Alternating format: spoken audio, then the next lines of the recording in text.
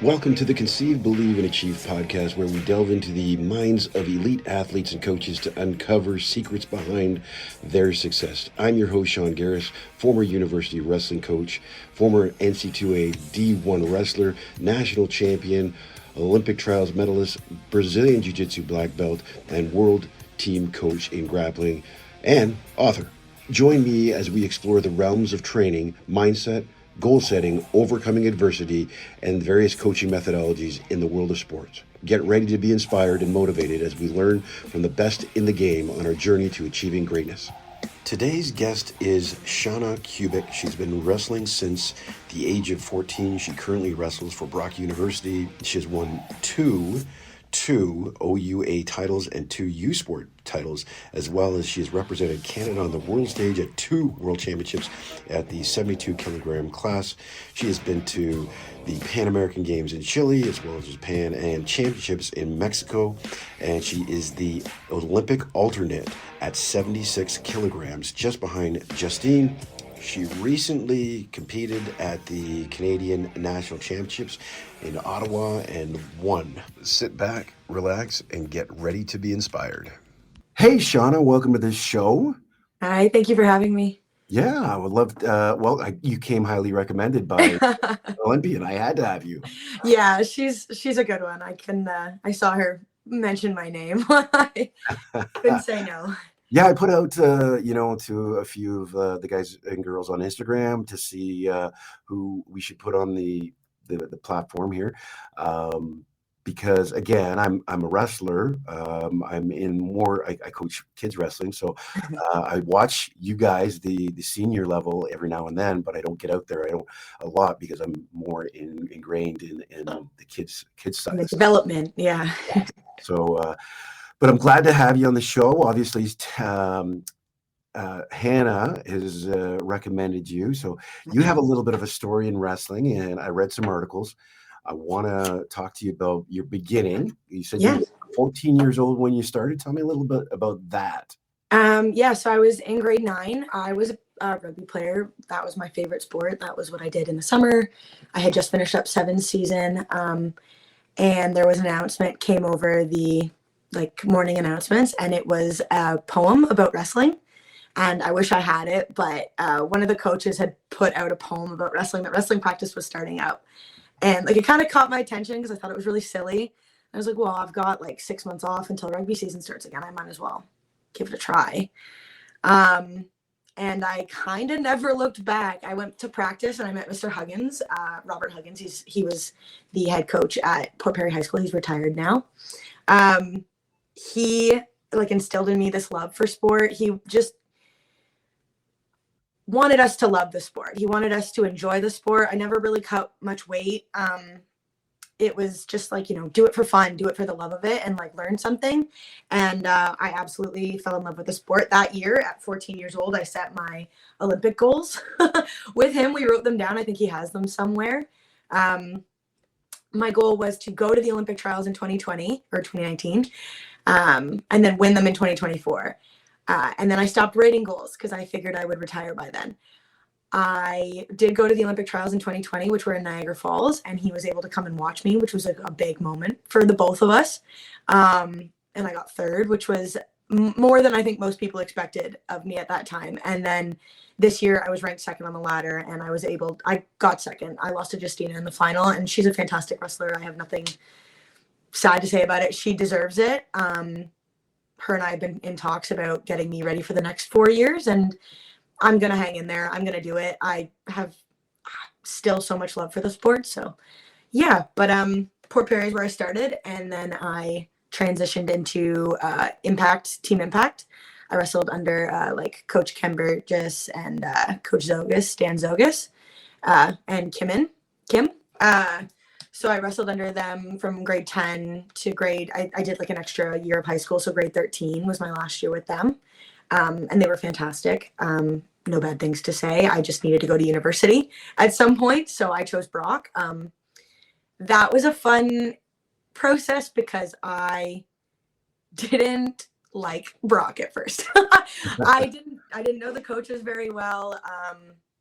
I had actually wrestled Coach Dave Colley's daughter my entire high school career, and she kicked my butt most of it because she had so much more experience on me. We actually had a fantastic match in grade 12. I was beating her and threw myself to my back. I ended up losing in the semifinals at nationals. I didn't like them. I was scared. They were very intense. Also, other schools had said not so great things about them because, they win. So Yeah. people don't want to always hype them up. But Dave approached me at one of my tournaments, and he asked me if I would wanted to come out and train. And I was looking at McMaster and Guelph for rugby. And I said, sure, I'll give it a try. And I ended up absolutely loving the room, loving the school. It was definitely the best choice for me. Mm-hmm. I want to go back to your high school coach. Yeah. You talked about him instilling this love for the sport. Was there certain things that he would have done that made you buy into wrestling? Because wrestling traditionally isn't a female sport. I mean, I came from an era when there was no female wrestling. In fact, it was kind of frowned upon. My teachers were like, no, because there were girls that wanted to, and the teachers were like, that's not happening. Girls are not wrestling boys. So I must say, actually, I also come from a family of my mom's an electrician, my sister's an electrical apprentice. I was always encouraged to do anything and everything I wanted.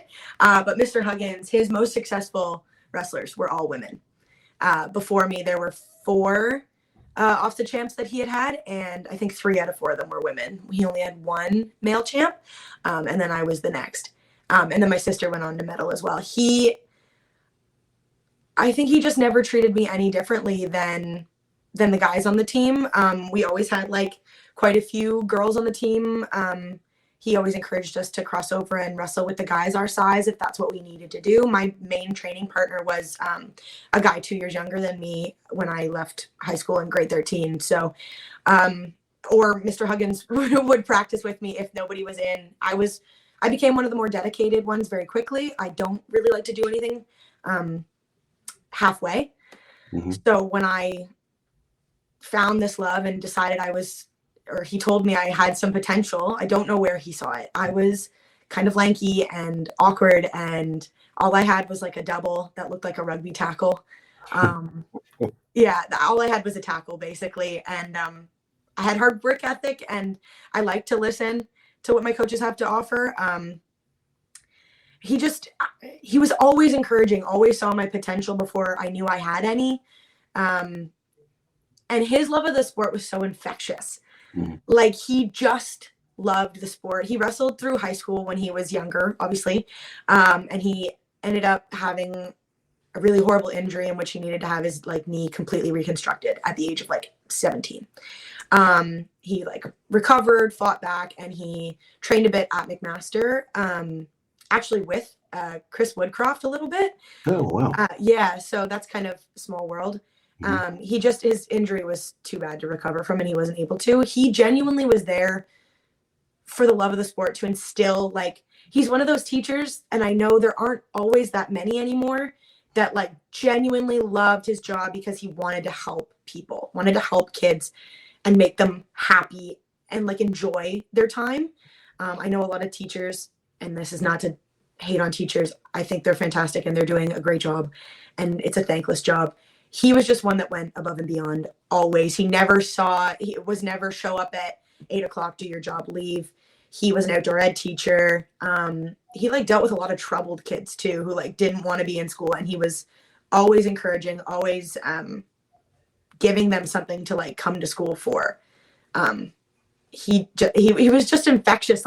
He is just such a phenomenal person, truly a unique person. If you meet him now, he's just he can become friends with anybody at the snap of a fingers. He's just really invested in people and making them happy and enjoy life. He's truly just one of a kind. So he always encouraged me. He saw potential when I had none. He went above and beyond. He made sure that if I couldn't get to a practice, he would come. My sister and I both wrestled. He would come and get the kids who didn't have a drive at the time. There was many of us. There was a couple of us. Or he would arrange carpools for us, with the older kids when I was in grade 9. My first year of club practices, I was driven by the senior members on the team.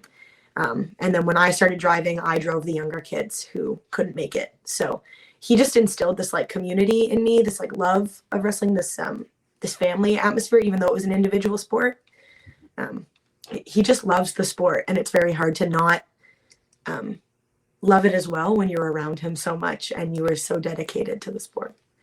Awesome. Love hearing that. Yeah. Hearing people like that there are people out like that. Again, teachers don't have to go the mile and a half that they do, but when they do, they can really have a positive effect on the individual that they're helping out. And of course, you saw it, and here you're a product of this gentleman's mile and a half, right? Got on Yeah. So you go to Brock. And of course, you already said that, hey, you're a little intimidated. Marty called her, yeah, he's intense. I saw him this weekend, and I was at the Brock Badgers junior tournament, and I didn't approach him because he is pretty intense. He's intense. I did say hi to Dave just briefly because we had the kids were on the mats, but tough. So, but going into that, Dave, and of course. Marty's got a little bit of a reputation as being a tough guy. So tell me about your first time in the room. Look at the face. I think I was grade 12 or grade 13, so I was being recruited. I was terrified. I had just been training at another university for a recruitment camp, and they told me all these horrible things about Brock, and the girls are nasty, and it's not a team environment. Everybody's out for themselves, and Marty's horrible. And Dave, so I only saw him coaching his daughter, so he was very intense. He is definitely the more toned down of those two. They balance each other perfectly. Because when Marty's not there, Dave can be the hard ass. And when Marty is there, Dave usually is the more reserved. And we also have Heather Sweezy now in the mix, and Tyler Rowe and Ignatius Pitt. Like, we just have the most fantastic group of coaches. But so all I had seen is like a very intense side of Dave with his daughter. And I had done one training camp when I was in maybe grade 10 or 11 with Team Ontario at Brock. And Marty was trying to show a leg ride, which is like his bread and butter. That is his move. The setup to a leg ride, and then you have a bunch of moves off of it. And I was working with a guy who was much bigger than me, so I was struggling. And I think he said something, well, if you can't get this or you can't figure it out, like, don't bother wrestling. I was like, I was like, oh my God. So I was very intimidated. I was super nervous. I had come from a team who had just talked all of this crap about Brock. I bawled my eyes out the night before having to go stay. I was staying with Emily Schaefer and Olivia DeBacco, who, if you know them, are the sweetest people on the planet, the most giving, loving people. They have become some of my best friends. I was so scared. So I stayed with them, and I went to practice, and they don't pull any punches in that room. In Brock, we do not believe in coddling anybody. We do not believe in it's a sink or swim room. Keep up to the pace, or get out. And I loved it. I had come from teams where they had made the practices more fun for me, to entice me. They had told me that come to our school, we're going to build a program around you. You'll be one of the better people here. And that's never incentivized me to do anything. I don't want to be the best in the room, because I just didn't think I was that good to start with. And also, how am I supposed to get better if I'm setting it didn't feel like something I was going to get better at. I could have been, started on the varsity team, no problem, and had my 4 years of school and been done. At Brock, they were straight up with me. They were like, you are a small fish in a big pond, and you're going to have a lot of learning to do. We're going to have to kind of reconstruct the way you wrestle. We have to kind of break down your bad habits and then build you back up. And it takes a couple of years in this room for you to really start seeing that success. And that was what was enticing to me. It was just a room of really committed, hardworking athletes. I came into a room, remind you, Michelle Fazzari, Jessie McDonald, Olivia DeBacco, Indira Moores, Jess Briette, Hannah Taylor was in my recruitment year. I came into a massive room. And yeah, I had to either work hard and put your head down, or nobody was going to tolerate not working hard. Nobody was threatening me, or nobody like these other teams that said, you know, they're all very much like a team atmosphere. Like we have each other's back. That is a family. I was so scared to go. And it just ended up being the exact room I needed. Marty is himself. He's not going to apologize for asking for the best in you, because if he sees that in you, then he's going to coach that out of you. Like if you don't want that and you're honest with him, like, listen, I don't want to wrestle at that level. I don't want to get better. He'll say, okay, that's fine. And he won't waste his time. If you are saying, I want to get better, I want to work, like, I want to be an Olympian one day. That's the goal. He was like, okay, well then let's get you there. Like he's not going to apologize for being himself, because he has developed such fantastic athletes.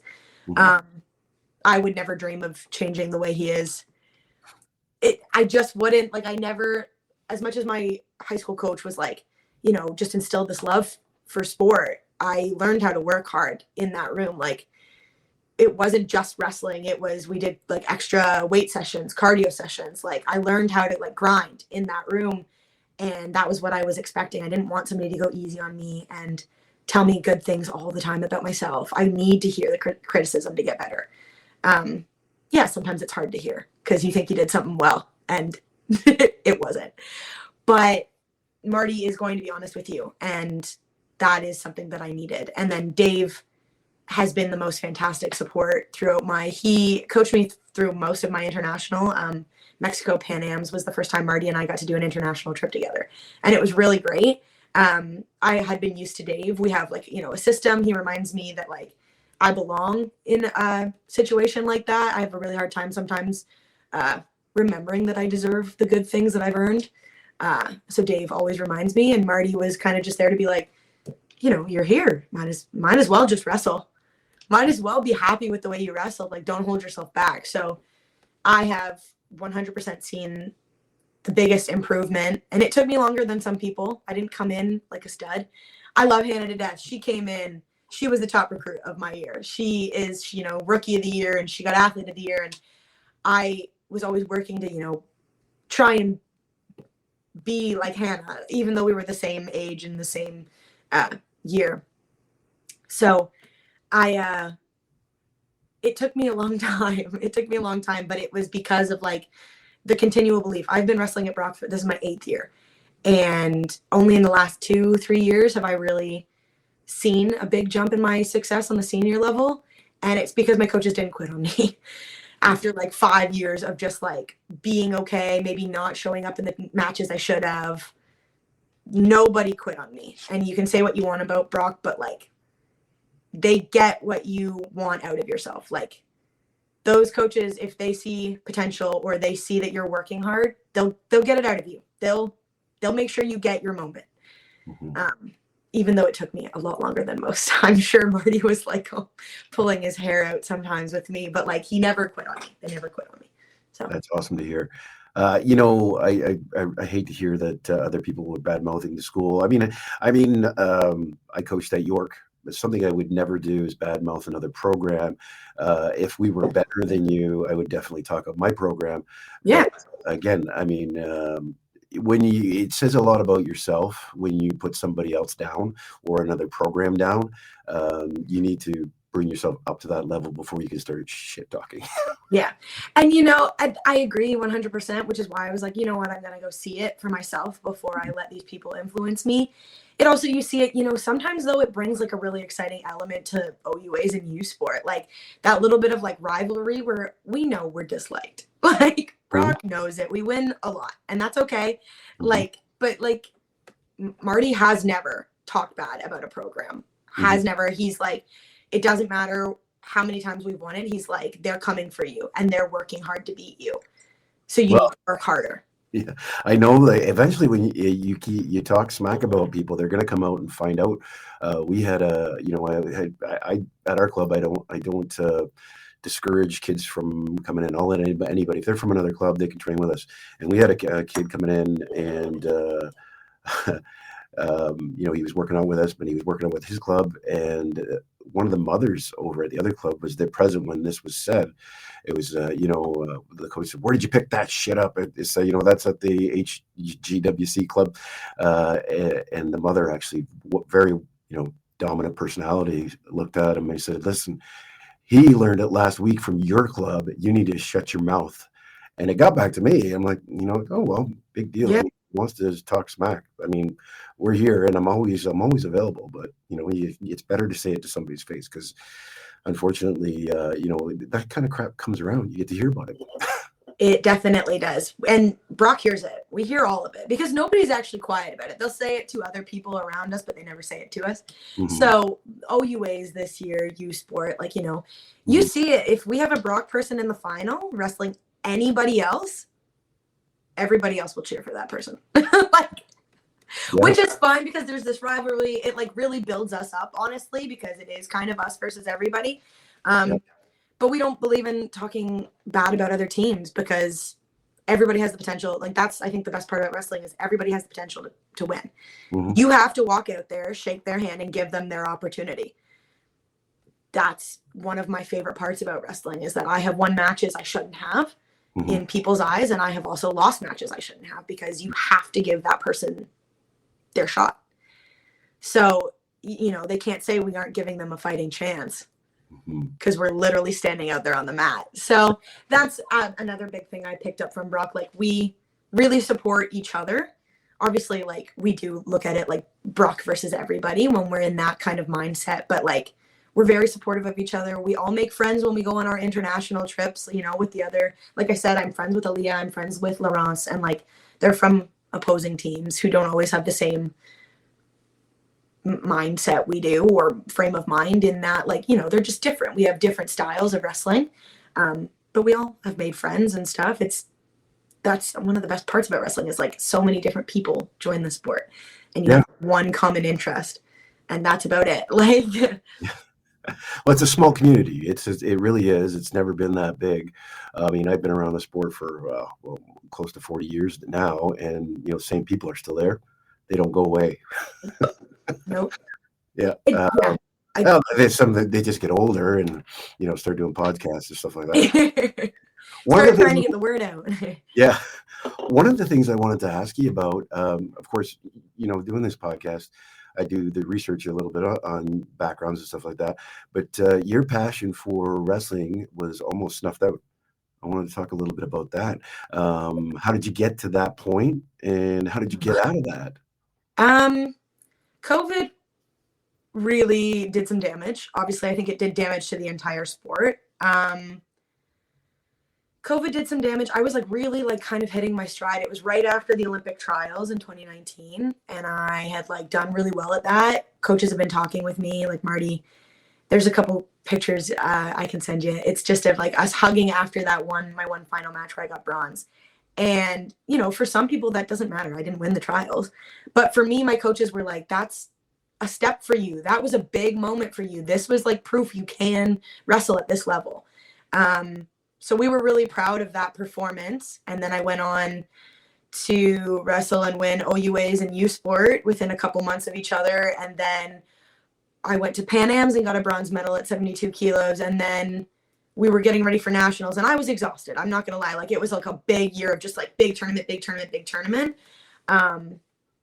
And COVID hit, and I was kind of oh, you know what? Maybe not wrestling nationals won't be the worst thing in the world. I was maybe I can go home and kind of enjoy that. I went home to find out my parents were splitting, and we were all stuck in the same house. So that was uncomfortable. I love my parents. They've done so much to work to be friends now, and they are doing so many fantastic things. Both of them were at nationals this past couple weeks ago. They all drove up together with my sister. I have the most supportive family, but we were in a rough time with COVID. You can't go see anybody else. You're stuck at home, and then, not a happy situation. So, and I'm somebody who really thrives on routine. So having my routine of wrestling thrown off was really hard for me. And we kind of were able to go back a bit at one point. was like training on and off, right? We were training like, you could only train in groups, and then you had to train with masks on, or, you could only train, you can't train at the university because they can't sanction that. You can train at an MMA gym. And like, we were trying to do that a bit. And I was like angry. I just was like angry with my routine being thrown off. And it kind of flowed over into wrestling. I felt like everybody was out to kind of get me. I mentioned Liv a couple times, Olivia DeBacco. Her and I are training partners, and her and I are not friendly to each other when we wrestle. We are very aggressive wrestlers. Our just two styles butt heads, and she's one of my closest friends. I love her to death. But when we wrestle, it's like, no holding back. I felt like she was out to get me, which is not the truth. She was wrestling well, and I just was like not in the right frame of mind. I felt like the coaches weren't on my side, even though they have never quit on me. And I will say that again and again.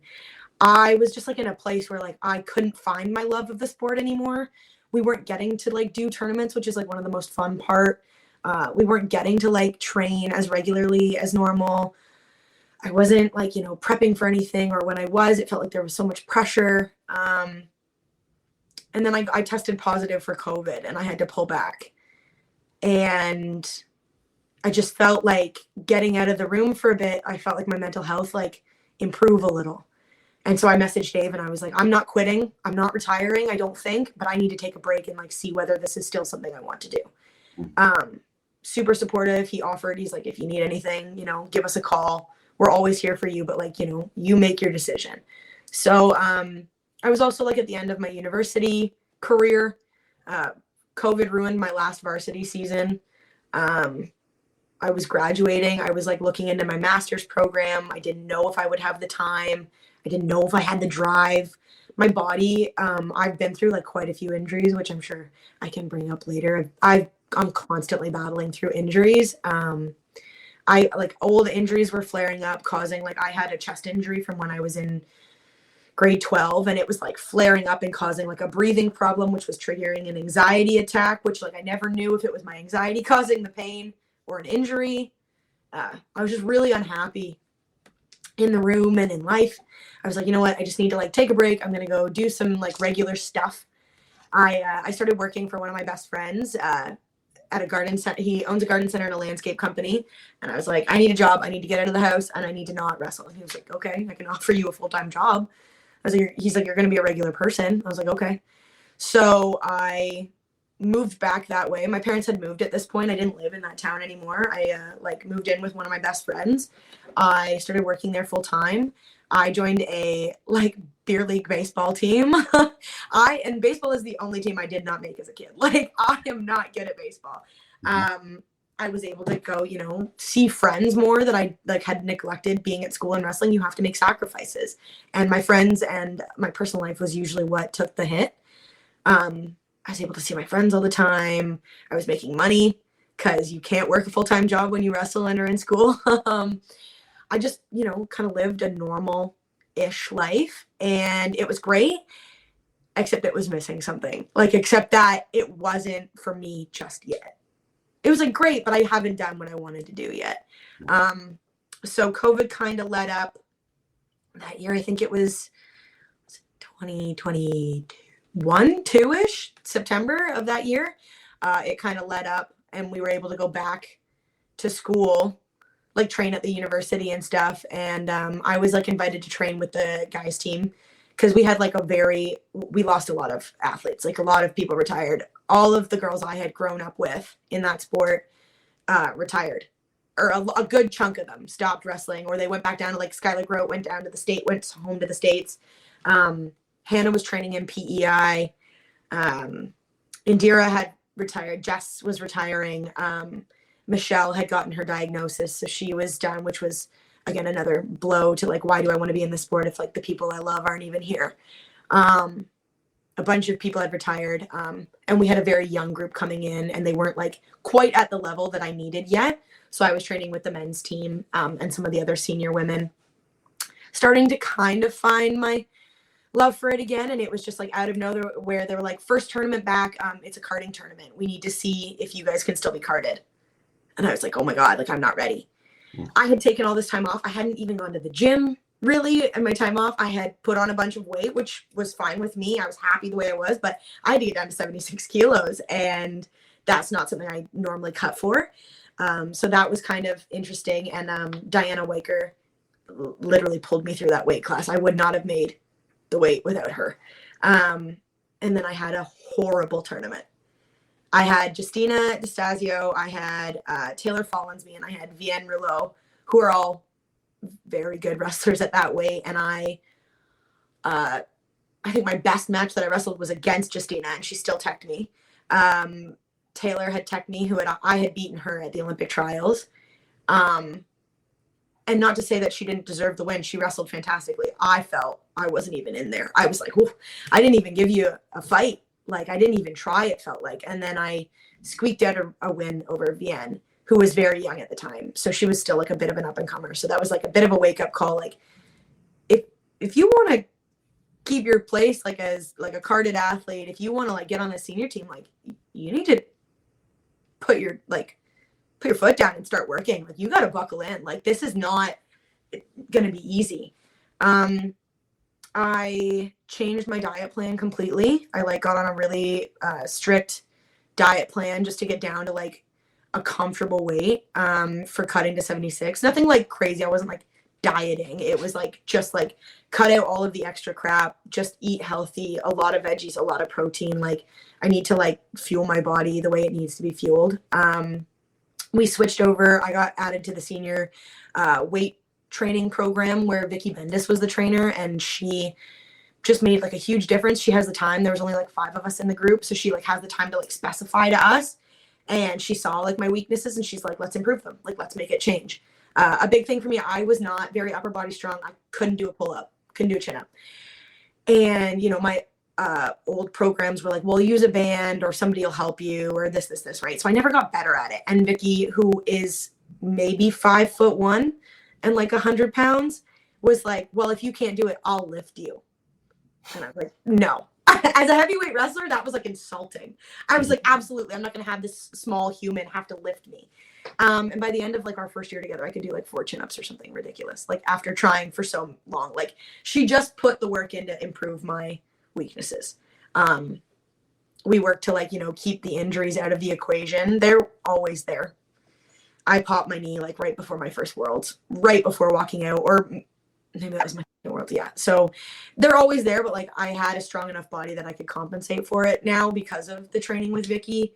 I recommitted just to like working harder in practice, like not, you know, checking the time to see when we'll be done, like just putting my head down and getting the most out of what I could.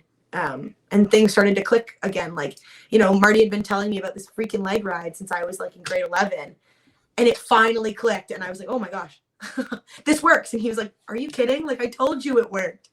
So I just, through some recommitment and like a bit of like a lifestyle change, I found that love for the sport again. I don't know. I was like, I'm doing it for me. I'm not doing it for anybody else right now. I'm not doing it because I have to, because I'm still in university. Like, I chose to do this. I could go live a normal life if that's what I wanted. I'm choosing to do this, and I'm fortunate that I get this opportunity. So it was a change of mindset. Instead of like, I have to do this today, it's I get to do this today. So. Did you realize that it was did you had to change your mindset, or did it just kind of evolve? I think I didn't realize when I first went back. I just knew that I missed something, and I was going to just give it another try. And then that tournament happened, and it was a huge wake up call.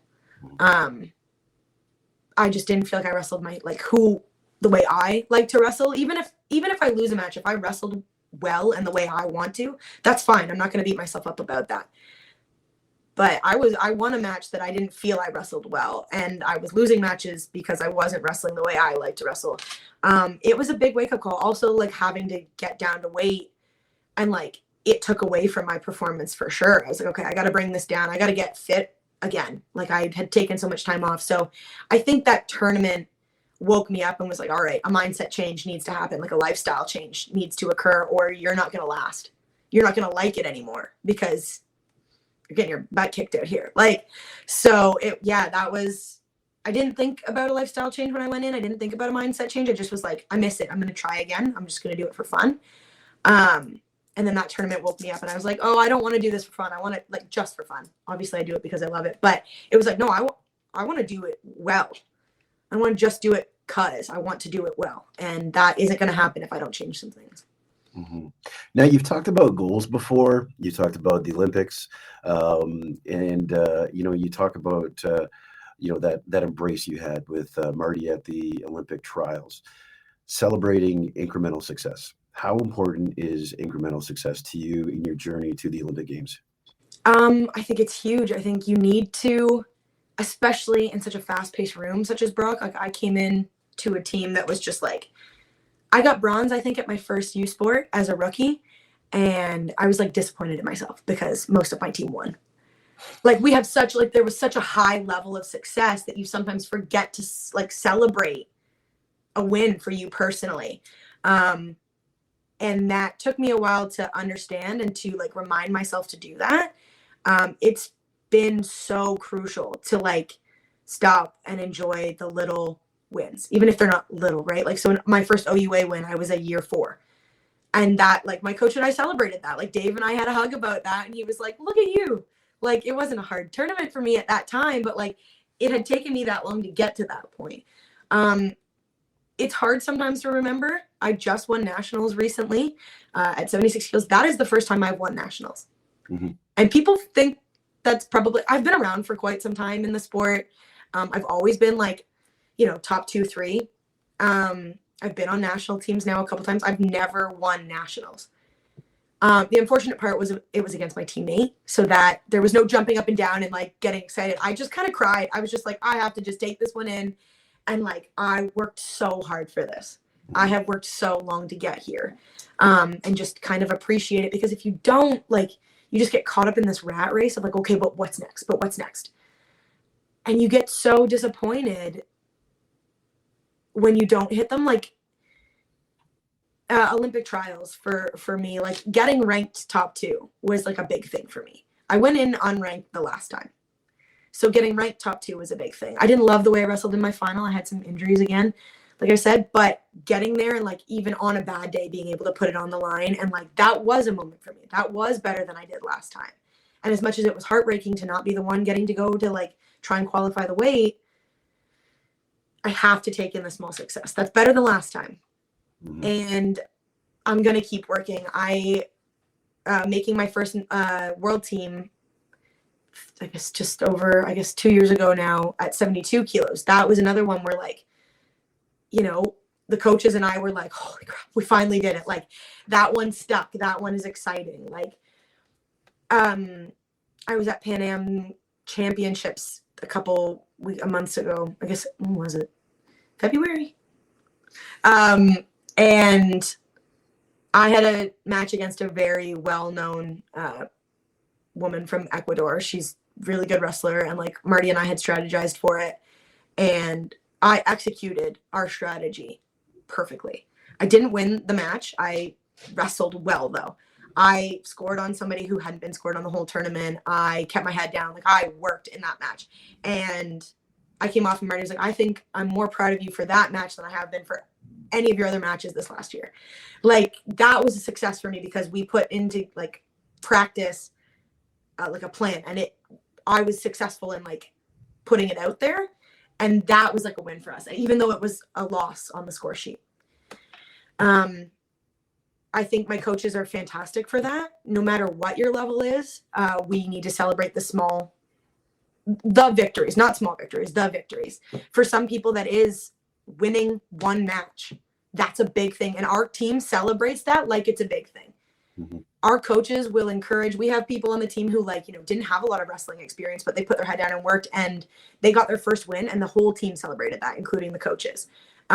We have a guy who came on the team a year after me, and he was not a very good wrestler when he started, and he is just like the hardest worker you've ever met. And when he won OUAs his first time, like our coaches like cried. Like we were beside ourselves with like pride, the same way the coaches were happy for me when I made my first world team. Like it doesn't matter the goal, as long as like you've worked for that. Like if you've been working for that, we're going to celebrate it with you. So I think that's been such a huge thing that's been instilled in me since I was young, like started wrestling.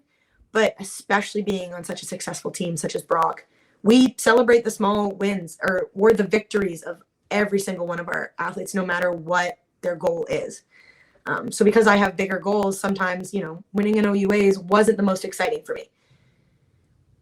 It was still like a goal that I had reached and I was happy about it. But like making that first world team was when the coaches were like, you did it. Like that was a win for them. But when I was younger, yeah, sometimes it was just winning a match. Like when I first got there, it was winning a match against somebody who was difficult, or, getting top 3 at U Sport was a big deal for them. I kind of always was like, okay, but everybody else is winning like more than me. But our coaches have never, I don't know, they're not comparative that way. They want you to be successful in your own right. I like that philosophy. In fact, it's we put a lot of pressure on our athletes. We want to see gold medals, even parents. I've noticed that, if their kids don't get the medals, if they don't get and it's heartbreaking as a coach to see that the little victories aren't celebrated by the individual athletes. I can tell you when I'm coaching some of the kids and, one of the kids walks away and he doesn't have, or he or she doesn't get a medal and everybody else does. It's heartbreaking, but you find, what was good in that athlete, what he did, what she did, and you emphasize that. And those are the little celebrations that we should be looking at as well. The outcome was uncontrollable. You could have, like you said, you could have a broken hand, but you're still going to perform. But you don't know if you're going to win or lose, right? You can't control those things. What you can control is the input, what you put in. And I think those are one of the things that, and I wish parents and, more coaches would emphasize the journey, but the effort and the attitude that goes along in the rooms or whatever sport. I got that effort and attitude from actually the University of Michigan's coach. I always pump his name if you ever get a chance. Jim Richardson. I've done 2 podcasts with him. I absolutely adore the man. In fact, I'm going to go down to Michigan on the 20th, and we're going to do another one. But just because it's swimming doesn't mean he doesn't have thoughts on sports in general. He's an amazing coach, but that's the philosophy, and I've passed it down to my athletes. Well, I can see that it's happening over there at Brock, and that's probably why you guys are just so successful. I don't know, maybe that's the secret ingredient, but it certainly is part of it. It's that kind of Calder effect, we call it. Is he has so much wisdom and so much technique to offer us, but it's also like he knows how to get the best out of us. He knows how to make us work hard. Like we work hard every day in the room so that the tournaments are supposed to be the easy part. That's the fun part. You've worked hard. Now just go, you can't control the refs because we all know refs are going to frustrate us. You can't control your opponent. You can't control how you're feeling that day to a degree, physically. You can't control the injuries you're going to have. All you can control is your mindset and your ability to put it on the line, which is something that we always talk about in the room. And it's taken me a long time. I'm a bit of a stress case sometimes. So mentally, I wasn't always there. I would freak myself out of matches. But with a lot of work and a lot of examples in the room, I've been able to kind of put that in there. And I would rather go out and put it on the line and wrestle my best and try and lose than to go out and win but have held back and not wrestled well. That's a win for me, is going out and wrestling well. One of my favorite matches is that match at Pan Am's against the Ecuadorian, because we had it planned, I executed it, and I felt fantastic. And that was the big moment where I got off the stage and Marty was like, do you realize you can wrestle at this weight now? Did you realize you could wrestle internationally here? And I was like, no, I didn't before. But now I was like, no, I can compete here. I know I can. I know that when Justina is done, I'm going to do it justice. I know that the 76 kilo weight class will go to the next Olympics. I will qualify. Before I was it was I don't know, I feel she's kind of leaving it. Not that she's leaving it to me. There's still competition and I'll have to win it and all that. But I was I don't know if I'll be able to perform the way she does internationally as successfully, which I'm not supposed to compare. And obviously we don't wrestle the same way at all. We have very different wrestling styles, but I wanted to do the weight class justice. It's been one of our most successful weight classes. We have an Olympic gold medal at this weight class. I guess it was 75, but at this weight class. And then she's got a world medal. It is one of the most successful weight classes, and I want to do it justice. And that match proved to me I could hang in there with them. So Mm-hmm. You talk about your weight class. When you said your weight class to me, 76, it reminded me of a friend of mine, a tough kid. She could call her kid because she's younger than me, but Kufu, Kufu, I said. Sometimes I pronounce those last names bad. But man, she was a terror on the mat too as well. Did you have people to look up to from the field of wrestling here in Canada or internationally? Is there people that you maybe try to emulate? All the time. So obviously I'm going to toot the horn of my own club first, but Olivia DeBacco has been like she still wrestles. She's still out there with me every day. Like her and I have like the grindiest of matches. That is where I learned how to be tough. I thought I was a tough wrestler before. I wasn't. Like that is where I learned toughness from. Dedication and like hard work. Michelle Fazzari, her and I not being the same weight class, we would wrestle sometimes and she'd still kick my butt when I was younger. And she called me out for things like, she's like, why are you hitting me with your hands? Why are you hitting me? And I was like, well, I'm hand fighting. She's like, yeah, but do you have like a purpose? Like, do you have an intention? Are you going to do something? You just want to hit me. And I was like, oh, there needs to be more thought process behind this. Like, I'm not just out here to like scrap. I need to have a plan. Indira Moores and Just Be, they reminded me to like, stop looking at the clock. We're here to work hard. Like, we're here to get something out of it. Like, put your head down, work. Like, don't walk out of here without something, get something from every day. So I had fantastic role models in my club. I had been a little bullied for the weight class that I was previously when I was younger. And I came to Brock, and these older girls that I just mentioned had a team called TBG, which is Team Big Girl. And it was a like sought after thing. It was like an exciting thing. It was something to be proud of because wrestling is a weight class sport and every weight class has value. And it was just a way of reminding us because, women can be hard on themselves already as it is. And society isn't very nice. But then I was being bullied for being over 70 kilos, which is ridiculous because that's not a very big human. I was made to feel really bad about that. And I came to Brock and they were fantastic. Like I called my mom crying, like, it's good to be this size. And like, they need people my size. And like, they make me feel cherished and accepted. So they made me the wrestler I am today. And I hope sometimes the younger girls can see that. And like, I hope that I instill even a little bit of what they taught me. And then at my weight class, Justina has been a huge role model for me. I absolutely adore her. It sucks because we are friends and wrestling your friend is awful. But she came up to me. It was after COVID. And then that nationals, I was second to her. I've been second to her a couple of years in a row. And she invited me out to be a training partner before we went to World. And she's like, listen, I know we're competitors, but you and I are going to be friends on and off the mat. And I want to support you in your goals. And I hope that you'll support me in mine. And after Olympic trials, or like her and I wrestled, I don't know if you've seen, every time her and I shake hands, we laugh or smile at each other. We can't be serious. After I had made a post about having had a broken hand and like wrestling my best, but it wasn't like good enough that day. And she messaged me. She's like, I didn't know your hand was broken. You have got to be the toughest person I know. I just want you to know how much I appreciate you and your friendship. I hope that, you and I can continue to train while I come to the end of my career, and I'll get you set up for the next 4 of yours. So to have somebody who is like your main opponent, be of such strong character and such a positive influence for that weight class meant the world to me. Mm-hmm. We don't have to hate our opponents. If that's what you want to do, that's great. I'm not going to be that person. I've never been that person.